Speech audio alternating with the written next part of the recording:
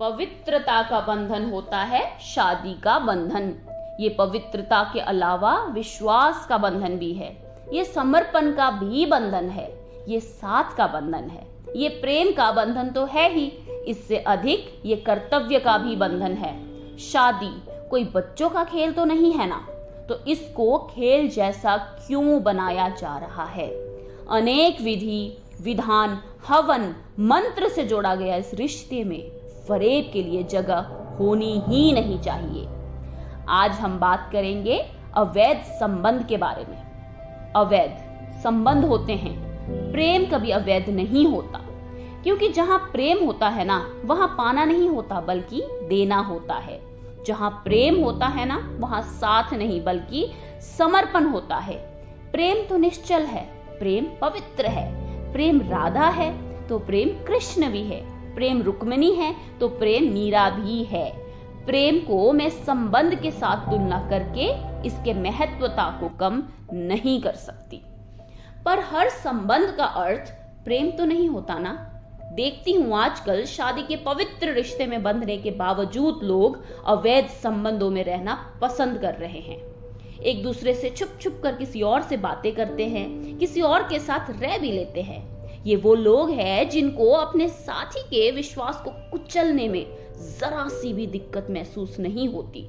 ये केवल अपने स्वार्थ के लिए किसी और का विश्वास खत्म कर रहे होते हैं। शादी के कुछ साल बाद रिश्तों में प्रेम का अभाव महसूस करते हैं ये लोग। शायद अभाव आमतौर पर सारे ही महसूस करते हैं। जिम्मेदारी का बोझ कुछ वक्त के बाद इतना बढ़ने लग जाता है ना कि आप केवल अपने बच्चों पर और अपने परिवार पर ही केंद्रित होने लग जाते हैं। पर अभाव का मतलब ये तो नहीं है ना किसी और को उस अभाव की पूर्ति के लिए बीच में लाया जाए। चाहे आपके साथी को आपके इस क्रिया का पता ना भी हो, पर आपके मन को तो पता होता है ना।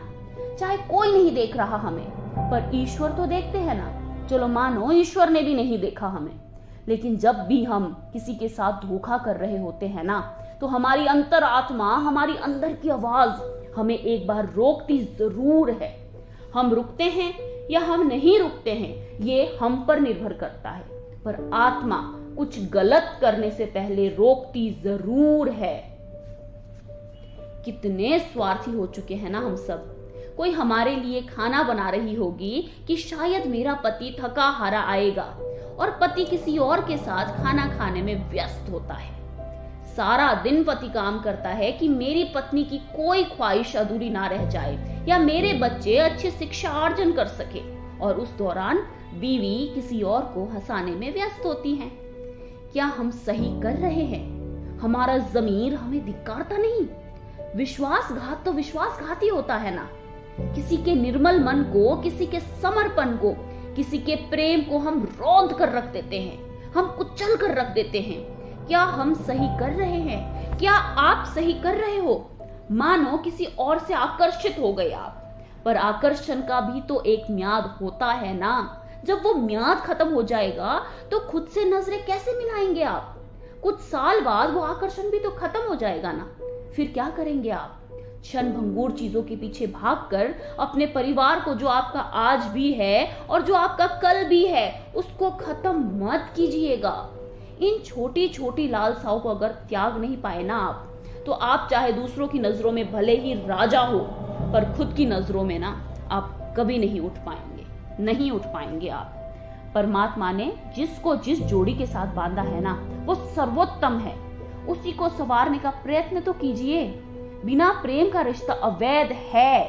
अवैध रिश्ता आपको कभी भी सही मंजिल तक नहीं लेकर जाएगा, और अपनों को, अपने जीवन साथी को दिया हुआ धोखे के बोझ से आप कभी निकल ही नहीं पाएंगे। और याद रखिए, घर की दाल बाजार की बिरयानी से हर लहजे से अच्छी और लाभदायक होती है।